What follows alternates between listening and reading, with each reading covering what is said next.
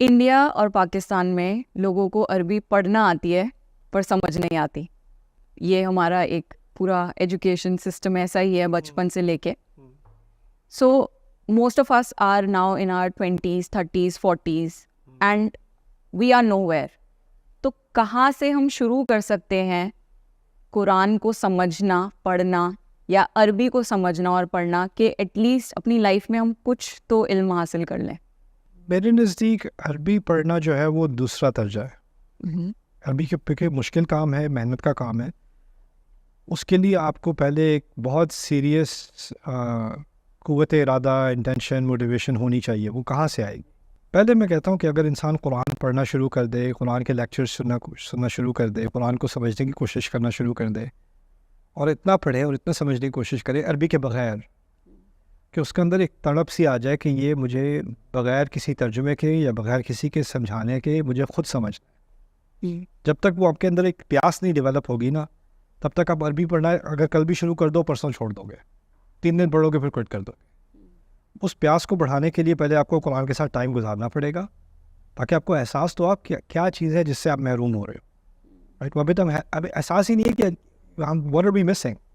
Right, تو وہ پہلے ہیں. پھر اس کے بعد انشاءاللہ میرے نزدیک اس کا تعلق بھی ٹائم مینجمنٹ سے ہے. اور لوگ مجھے کہتے ہیں کہ میں نے عربی پڑھی شروع کر دی، پھر میں نے چھوڑ دیا، آپ بتائیں میں کیا کروں.